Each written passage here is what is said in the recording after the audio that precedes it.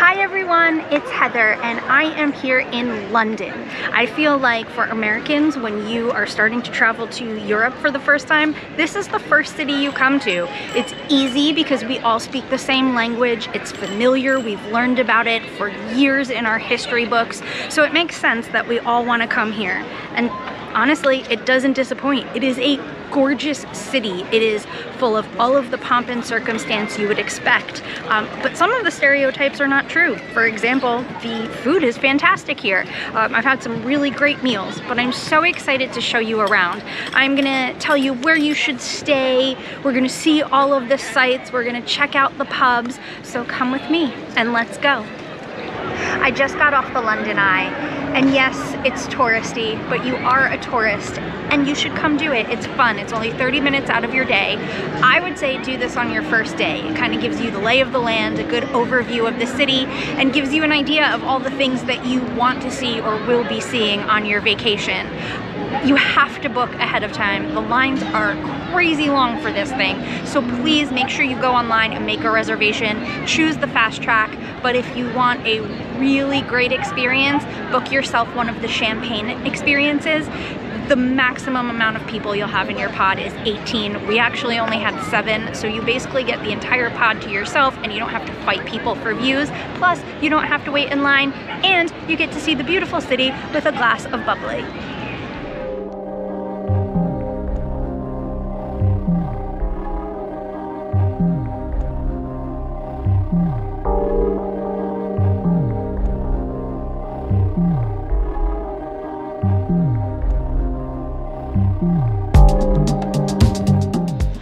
I'm at the Tower of London, which has to be on your list.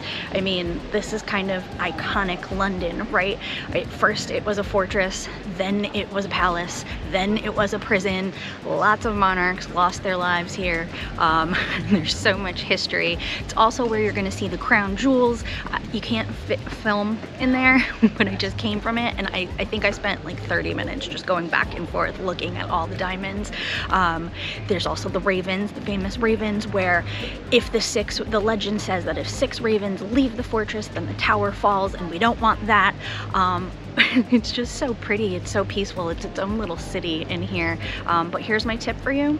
Book your tickets online in advance, get the first entry of the day, and then don't wait for the guided tour. Go immediately to the crown jewels so you can see them without a huge wait and lots less people, and then double back and go take one of the free Beefeater tours, and they will give you all the history of the tower.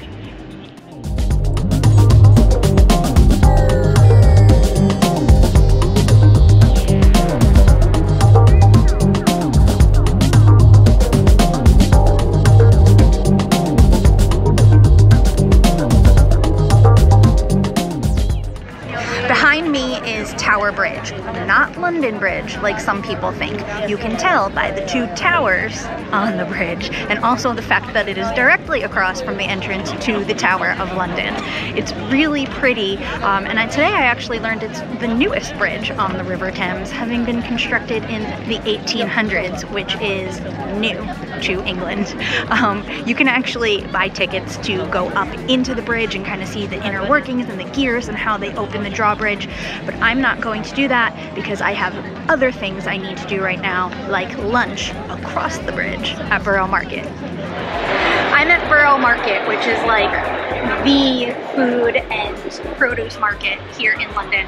There's quite a few, but this is like the fun one. It's really loud, it's really chaotic, there's tons of people. You can buy produce, you can buy cheese, you can buy tea. I just bought olives.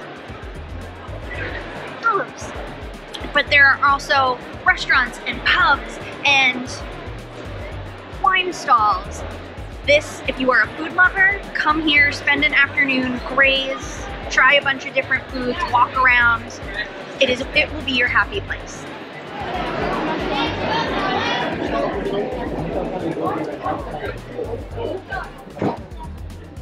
That's a lot of cilantro. Why does everybody want to feed me cilantro? I am at Buckingham Palace, and I don't care how crowded it is or touristy. If you are coming to London, you have to come and see where the king lives, right there behind me. It was super cool. I came to see the changing of the guards. It does not happen every day, so make sure you check the schedule. And my best tip is to get here early, at least an hour before the ceremony. Probably an hour and a half to 2 hours if you can stand it, because otherwise you are not going to get up against that fence and you won't be able to see anything. Or the alternative is to forget about what's happening up here and go down the mall, and then you can see all of the guards do their procession, which is pretty cool.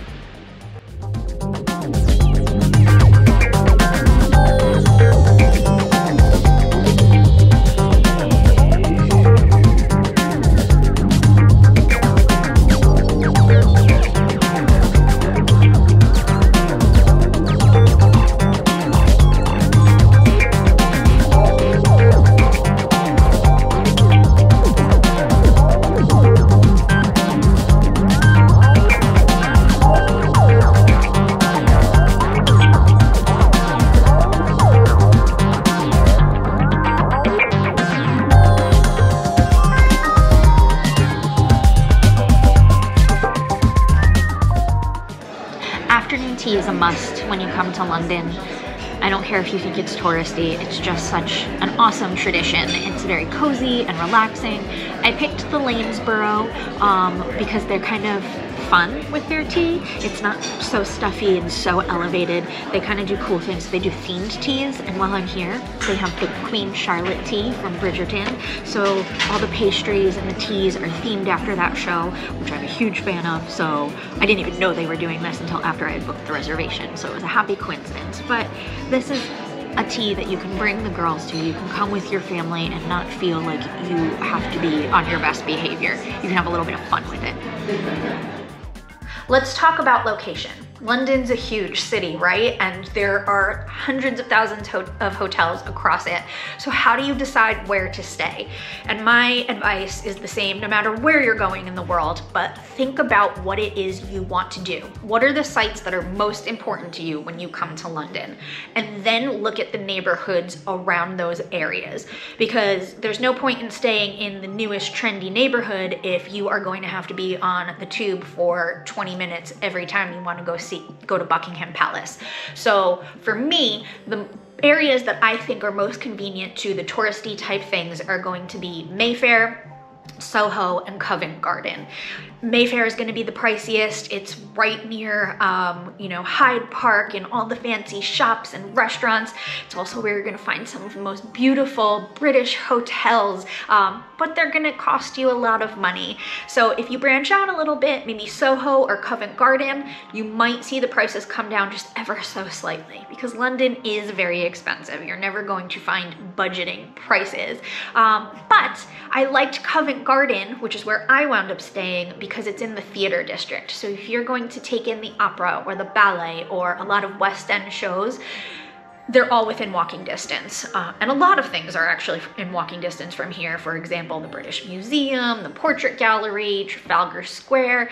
You can walk to a lot from here. If you want to be ambitious, you can also walk to Buckingham Palace. It would probably just be a 20-25 minute walk depending on you. But there's also a ton of shops, lots of little neighborhood restaurants and pubs.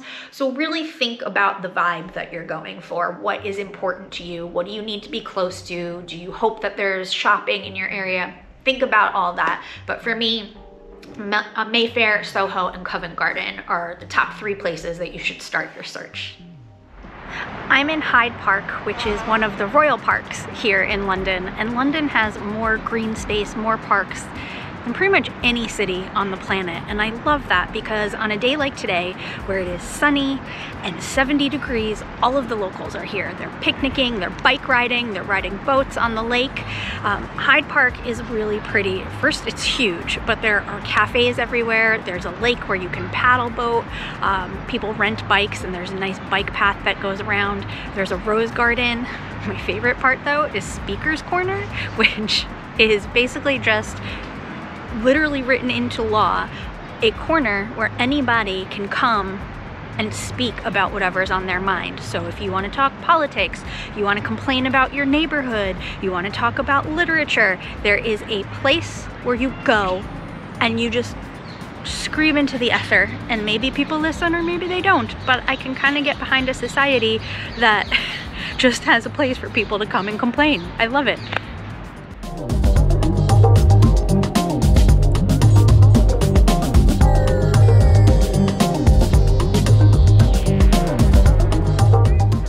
I'm at Westminster Abbey, which is about 1,000 years old. That's more than double how old our country is.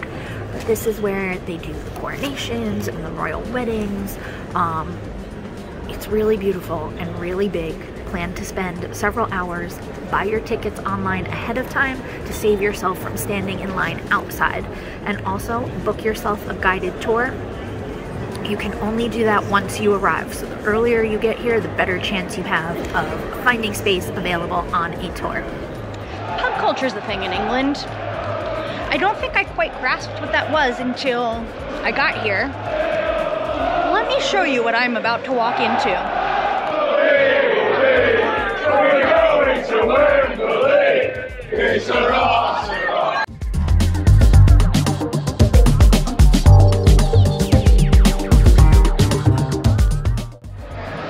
Pub culture is the thing here in England. I think we all know about it. We've heard about it. It lives up to the hype. What I love about it is that on nice days, you can just take your alcohol and stand outside. They don't care, just bring the glasses back. There's no rules about where you can stand, how long you can be there, what you can drink. I've got myself a Pimm's cup, which is kind of like a big girl Shirley Temple. It's delicious, it's perfect for a hot day.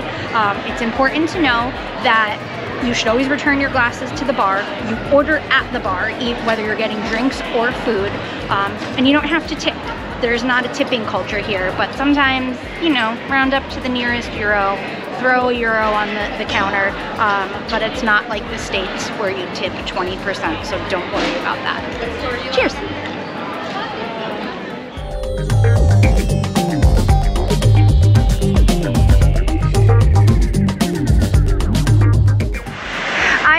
Trafalgar Square, which, like most things around the world, is a monument to a great war victory. But now it's really just a cool place for residents and visitors to hang out. You see people climbing the big giant monument in the middle and climbing all over the lions. I am entirely too short to attempt that, but there's residents here picnicking, chilling on the fountains, waiting for their friends. There's street performers, and then right beyond the square is the National Gallery, which has a ton of gorgeous artwork. I was just there and saw all of the Impressionists, and then, you know, there's like the Italian masters too. So it's a great place to come when you want to be in the center of London, meet up with some friends, or just kind of take in British life. My favorite part of Trafalgar Square? Right there. It's the world's smallest police station. Getting around London is so easy, so do not let it intimidate you. Their underground system, affectionately called the Tube, is so clean and so easy to navigate. You can use your Google Maps on your smartphone to tell you which platforms and what lines you need to get to, but there are maps in every station, very clearly marked. They mark the platforms. It's fantastic. As somebody who grew up in New York City, this is a breeze compared to my hometown subway system. You will want to get yourself an Oyster card. You can actually have them shipped to you in advance, or you just buy them from the ticket kiosks once you arrive. They're refillable, you tap in, you go, and be on your way. One of the top requests I get asked for by clients are tickets to the Warner Brothers Harry Potter tour. Anytime somebody comes to London, I can almost guarantee you they're gonna ask me to put this on their itinerary. So I had to come and check it out, and it was really cool. If you are a fan of the movie, you really should come. You can walk through some of the actual sets that were used. They also have behind the scenes movies and cast members there to tell you how props were made or how scenes were shot. So it's a really great way to learn more about the movie making process and see some of the things that you saw in your favorite movies. It's really easy to get to. You can take a train from the London Euston station. It's about a 20-minute train ride, and then included in your tour tickets they have shuttle buses that will pick you up from the train station, drive you up to the movie studio, and then back again. So don't worry about getting a private car or any of that. Public transit is the way to go.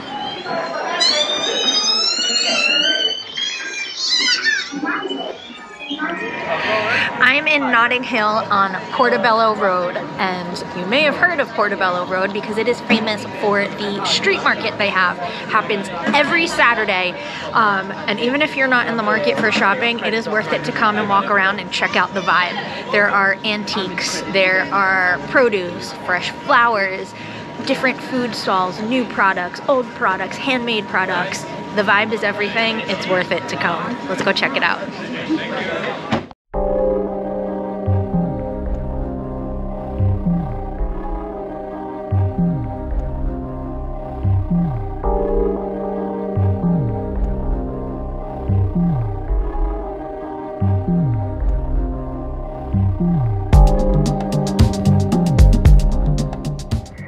I'm walking through Notting Hill today, and I wouldn't say it's a must visit if you're only have a few days in London, but if you're here for a longer amount of time, it's worth it to come and just stroll. The neighborhoods are beautiful up here. Obviously, it was made famous by the Notting Hill movie with Julia Roberts and Hugh Grant, but beyond that, there are tons of cute cafes and shops, vintage shops. On Saturdays, they have the Portobello Road Market. Right now, I'm standing in St. Luke's Mews, which is a tiny little cobblestone street. It's private houses, so please don't come and be rude. But if you want to get some cute pictures and see all these different flowers and colored buildings, it's a great stop to come for 2 or 3 minutes and just check it out. Behind me is Shakespeare's Globe Theatre, or a recreation of it because it did burn down twice. But they do a bunch of different tours in the theater around the local area to kind of get you familiar with how the plays would be shown, what Shakespeare's lifetime was like, where he lived, where he worked. It's really cool. I did a guided tour just through the theater, and it was super neat to see. But don't forget, Shakespeare's plays were meant to be heard and seen, not read. So if you can, you should check their schedule, see what shows are happening while you're here, get a ticket. They're super inexpensive. You can even book tickets to stand on the theater floor like they would have in Shakespeare's time. So it's a really unique way to experience Shakespeare's work. And there you have it. That is my time in London done. I'm a little sad to be going home because, to be honest, this was a dream trip. I had such a good time. I was here in late May, early June, and the weather was fantastic. I have literally not even had a drop of rain, so keep that in mind. Maybe that's when you want to visit. Things I wish I would have known. Plan ahead, plan early. Europe is busy all the time, but especially now after the pandemic. Get to the sites early, an hour and a half ahead of any event that happens. If you can, book a tour in advance on the computer before you leave home. Future you will thank you. But I'm happy to answer any questions you may have. Just pop them in the comments. And as always, I am Heather, and I will see you next time. Behind